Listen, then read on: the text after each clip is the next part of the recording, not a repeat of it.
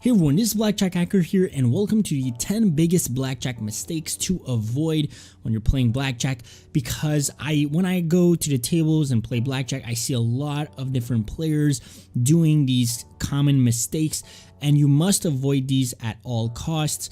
Because if you do these mistakes that a lot of players I see out there, you're actually going to decrease your edge into the game, and the casino is going to completely wreck you in terms of edge, and you do not want that, guys. Okay, you want a profitable game, and it is possible if you actually avoid these mistakes and combine it with something called card counting that I talk a lot about on my channel.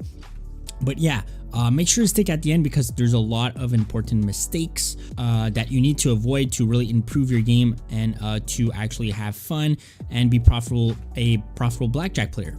So the number one mistake I see a lot in blackjack is players that take insurance, guys. Okay, so taking insurance is a no-go when you're playing blackjack. You should never take insurance in blackjack in all circumstances. And basically, if you don't know what insurance is, it's really simple.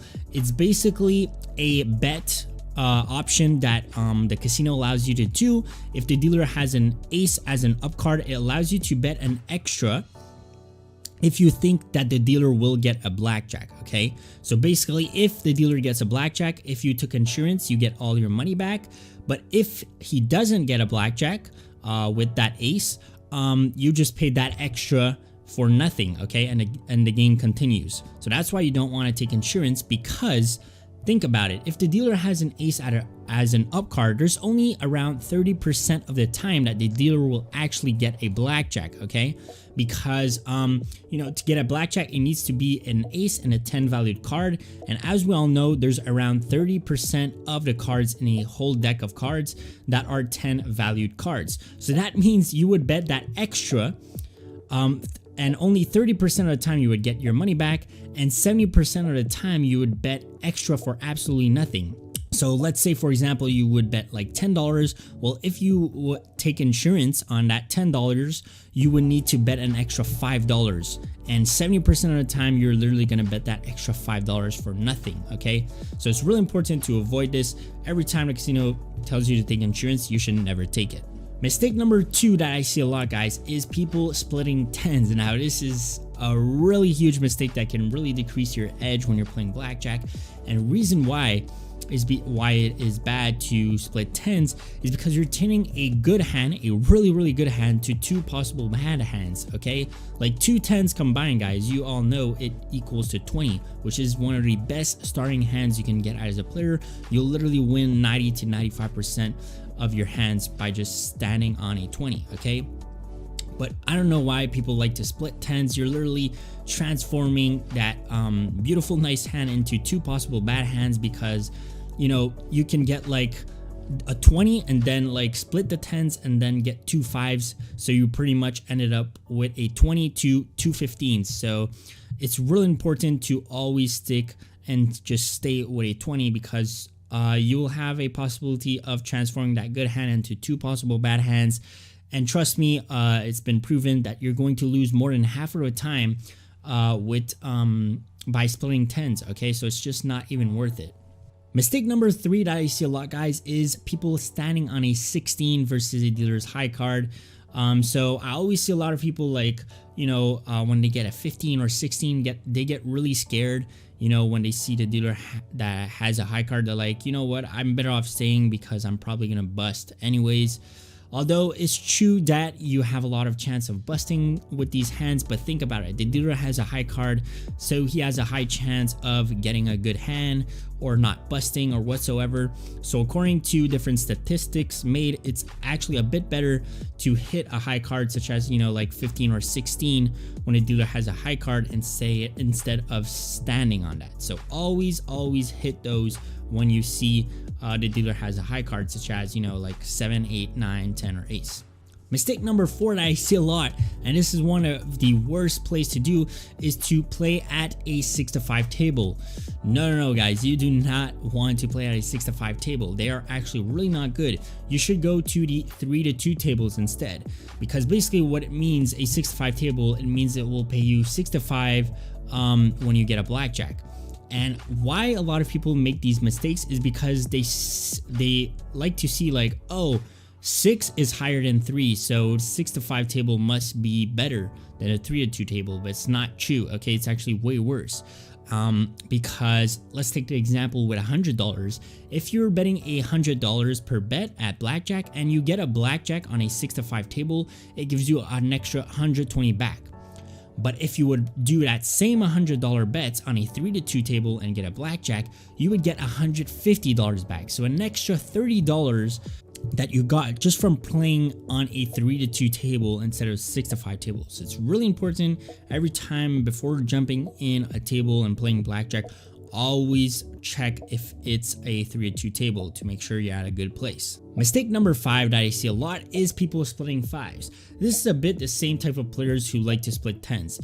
You know, like you're literally turning a possible good hand into, once again, 2 bad hands. Okay, 10 is a good starting hand, and in most cases you can still double your money by just doubling down to 10 instead of trying to double your money by splitting the 5s. It's just way more logical to double down on your 10 because you can get a really good hand like 20, 21, 19, stuff like that. Splitting 5s, you'll usually most of the time just get 2 bad hands and lose most of the time. So make sure that when you have 2 5s, never split them, either hit or double down depending on what the dealer's up card is. Mistake number 6. Now, this I see a lot too, is people standing on a hard 12 if the dealer shows a 2 or a 3 as an up card. Now, this is really simple. It's just actually proven to be better to hit on a 12 versus a dealer's 2 or 3. It just goes with odds and different stats, although it's pretty similar. If you would stay in these cases, it's still a bit better in the long run. Like if you would play thousands and thousands of hands, you'll see that you'll get more money in the long run by just hitting in these cases. Okay, it's all about odds and stats. Okay, so never stand on a hard 12 versus a dealer's 2 or 3. Hit instead. Mistake number 7 that I see a lot is people that double down on 11 if the dealer shows an ace. As we all know, as a player, getting an 11 is a good double down opportunity. Although with good casino rules, you should not double the 11 versus a dealer's ace. Instead, you should hit it, okay? Because remember, an ace is a really good card. It's the most overpowered card in either for us the players or a dealer, because you can get blackjacks, you can get really good hands. It's really hard to bust with an ace because you can always hit more times before busting. So yeah, basically 11 you should always double down no matter what, except if the dealer has an ace. That's the only exception. Mistake number 8 that I see a lot is people that stand on a soft 18 when the dealer shows a 9. Although an 18 can seem really good, remember that if the dealer shows a 9, he still has a good chance of getting a 19.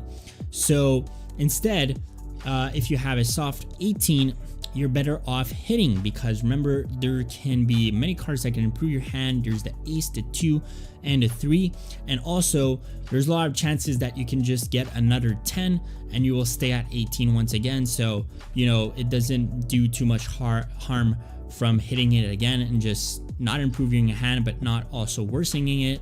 So yeah, again, you just have better chances of improving your hand or just staying with the same hand instead of just standing on a soft 18 versus a dealer's 9. Okay, so always hit a soft 18 when you see a dealer's 9.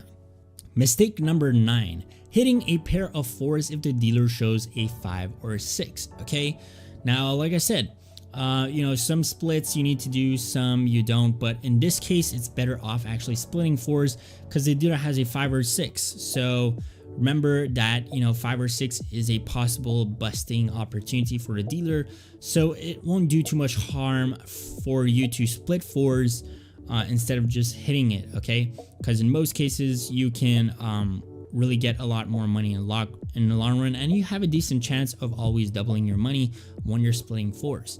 So mistake number 10, this is another common one, guys, is people that do not end up splitting 8s versus a dealer's high card. Okay, that's a really controversial one. You know, a lot of people are like, well, you know, I have a 16, it's one of the worst starting hands, and let's say like the dealer has a 10, I'm still getting only 2 8s, which is really not good. But think about it, like a 16, no matter what, like by hitting you're gonna lose most of the times. By standing versus the dealer's high card, you're gonna lose most of the time. So it's just better off splitting these 8s, because you still have a possibility of getting like 2 decent hands. Okay, 8s, remember that if you split 8s you can get 2 18s, which is, you know, ends up pretty decent.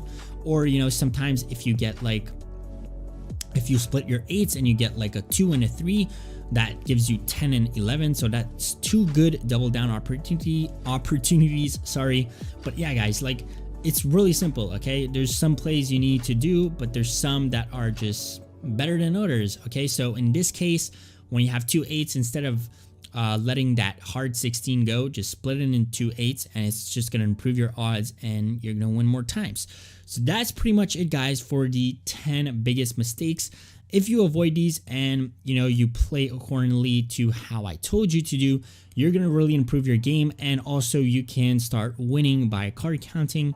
Okay, card counting is an actual proven way that you can win versus the casino in the long run and gain an edge over them. You can check my other videos. I literally talk about this all the time. So yeah guys, that was pretty much it for today. Make sure to like and subscribe for more blackjack tips and tricks. And yeah guys, see you in the next one. Bye bye.